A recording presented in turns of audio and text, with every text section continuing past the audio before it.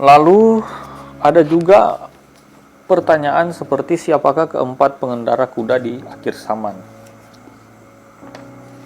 Nah, jawabannya keempat pengendara kuda zaman akhir digambarkan dalam Wahyu 6 ayat 1-8. Keempat pengendara kuda tersebut adalah gambaran simbolisasi dari kejadian-kejadian berbeda yang akan terjadi pada zaman akhir. Pengendara kuda pertama dicantumkan dalam Wahyu 6 ayat 2. Dan aku melihat sesungguhnya ada seekor kuda putih dan orang yang menunggangnya memegang sebuah panah. Dan kepadanya dikaruniakan sebuah mahkota. Lalu ia maju sebagai pemenang untuk merebut kemenangan. Pengendara kuda yang pertama ini kemungkinan menunjuk kepada Antikristus yang akan diberikan otoritas, diberi izin otoritas, dan akan menaklukkan semua yang melawan dia. Antikristus adalah peniru dari Kristus yang sejati. Dia adalah juru selamat palsu atau Mesias palsu. Sebagaimana dia akan datang kembali mengendarai kuda putih. Nah, jadi kuda putih yang dari keempat kuda di akhir zaman ini sebenarnya merujuk pada kejadian-kejadian yang jahat pada akhir zaman. Nah, kuda putih yang ada di Wahyu pasal 6 ayat 1-8 ini sebenarnya bukan merujuk pada Yesus Kristus yang seperti di pasal 19 ayat 11-16, tetapi ini sebenarnya adalah kedatangan dari si penipu yang menyerupai Yesus Kristus atau juru selamat, padahal sebenarnya bukan. Dia seolah-olah membawa dunia pada kemenangan satu kesejahteraan penuh, di mana dia berkuasa sebagai penguasa tunggal dalam suatu sistem dunia yang sudah tersentralisasi. Kita tahu era globalisasi sekarang ini dan digitalisasi global sekarang ini memang menuju pada sentralisasi pemerintahan atau sentralisasi otoritas. Nah, pengendara kuda kedua dibicarakan dalam Wahyu 6 ayat 4. Dan majulah seekor kuda lain, seekor kuda merah padam, dan orang yang menungganginya akan dikaruniakan kuasa untuk mengambil damai sejahtera dari atas bumi, sehingga mereka saling membunuh, dan kepadanya dikaruniakan sebuah pedang yang besar. Pengendara kuda kedua merujuk pada peperangan yang mengerikan yang akan terjadi pada zaman akhir. Nah, itu sudah terjadi sejak kedatangan Tuhan Yesus Kristus ketika dia memberitakan tentang akhir zaman. Jadi sejak Yesus Kristus terangkat ke surga pada kedatangannya yang pertama, itu akhir zaman sebenarnya sudah dimulai. Sejak itu peperangan tidak henti-hentinya terjadi hingga sekarang ini. Perselisihan dan saling menjatuhkan dan berbagai permusuhan lainnya, peperangan lainnya. Pengendara kuda ketiga digambarkan dalam Wahyu 6 ayat 5-6, yaitu dan aku melihat sesungguhnya ada seekor kuda hitam dan orang yang menungganginya memegang sebuah timbangan di tangannya. Dan aku mendengar seperti ada suara di tengah-tengah keempat makhluk itu berkata, secupak gandum sedinar dan 3 cupak jelai sedinar, tetapi janganlah rusakkan minyak dan anggur itu. Pengendara kuda ketiga merujuk pada kelaparan dahsyat yang akan terjadi. Kemungkinan sebagai akibat dari peperangan dari pengendara kuda kedua ataupun dari sebuah wabah yang terjadi di seluruh dunia. Makanan akan menjadi langka, namun kemewahan seperti anggur dan minyak masih akan tersedia. Nah, itu pun hal ini pun sudah terjadi dan sudah sedang terjadi hingga saat ini, meskipun kejadiannya tidak secara global, tetapi bersifat lokal di berbagai daerah atau negara atau wilayah. Pengendara kuda keempat juga dicantumkan dalam Wahyu 6 ayat 8. Dan aku melihat sesungguhnya ada seekor kuda hijau kuning dan orang yang menungganginya bernama Maut dan kerajaan Maut mengikutinya. Dan kepada mereka diberikan kuasa atas 1/4 dari bumi untuk membunuh dengan pedang dan dengan kelaparan dan sampar dan dengan binatang-binatang buas yang ada di bumi.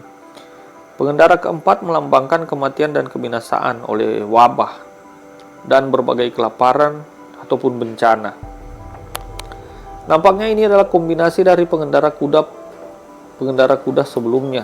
Pengendara kuda keempat akan membawa lebih banyak peperangan, kelaparan bersama dengan wabah dan penyakit yang mengerikan. Dan itu pun sudah terjadi sejak dahulu hingga saat ini. Sebab kita sebenarnya sudah hidup sejak kedatangan Kristus yang pertama kita sudah hidup dalam wilayah akhir zaman, di mana segala nubuatan yang terjadi yang dari tentang akhir zaman ini itu sudah terjadi sejak kedatangan Kristus yang pertama. Nah, apa yang paling menakjubkan atau mengerikan adalah bahwa keempat pengendara kuda zaman akhir hanyalah merupakan pendahulu atau gerbang dari penghakiman yang akan datang kemudian dalam kesengsaraan besar di zaman antikristus, yaitu di Wahyu 8, Wahyu 9, dan Wahyu 16.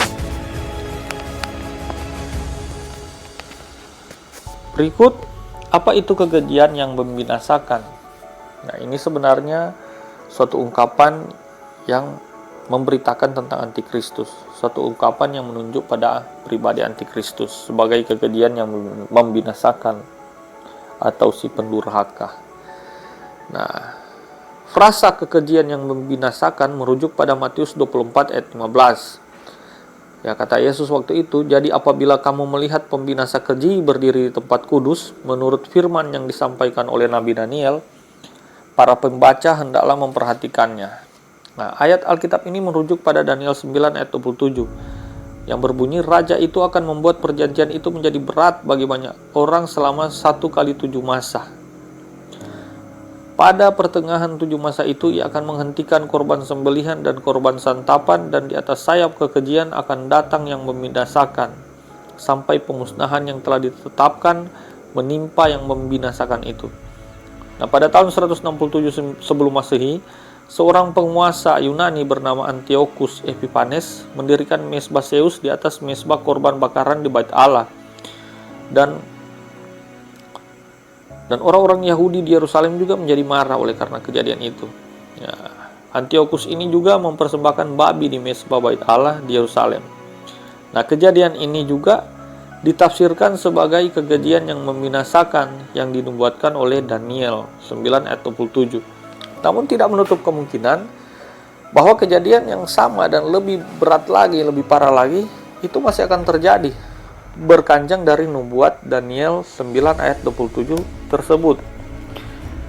Nah, jadi juga dalam Matius 24 ayat 15, Yesus berbicara kurang lebih 200 tahun setelah kekejian yang membinasakan yang dibicarakan di atas terjadi. Jadi pastilah Yesus sementara menubuatkan bahwa sesuatu ketika di masa yang akan datang, kekejian yang membinasakan yang lain akan terjadi di Bait Allah orang Yahudi di Yerusalem. Kebanyakan penafsir Alkitab percaya bahwa Yesus merujuk pada antikristus yang akan melakukan sesuatu yang sangat serupa dengan apa yang dilakukan oleh Antiochus Epiphanes. Hal ini dikonfirmasikan dengan fakta bahwa beberapa dari apa yang dinubuatkan Daniel dalam Daniel 9 ayat 27 tidak terjadi pada tahun 167 sebelum Masehi pada zaman Antiochus Epiphanes. Antiochus tidak membuat perjanjian dengan Israel untuk 7 tahun.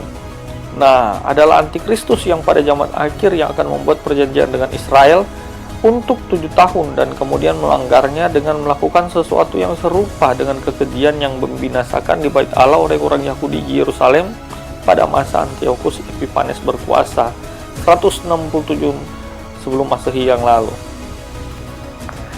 Apapun kekejian yang membinasakan di masa yang akan datang, tidak diragukan dalam benak siapapun bahwa orang yang melakukannya adalah orang yang pasti dikenal sebagai antikristus. Wahyu 13 ayat 14 menggambarkan orang itu membuat semacam patung yang kemudian semua orang dipaksa untuk tunduk dan menyembah dia di masa kekuasaan antikristus. Nah, ini bisa diterjemahkan sebagai suatu sistem yang sedang dijalankan oleh dia, dan siapa yang tidak tunduk pada sistem tersebut akan mengalami kesusahan besar. Siapa yang tidak tunduk pada perjanjian tersebut akan mengalami kesusahan besar.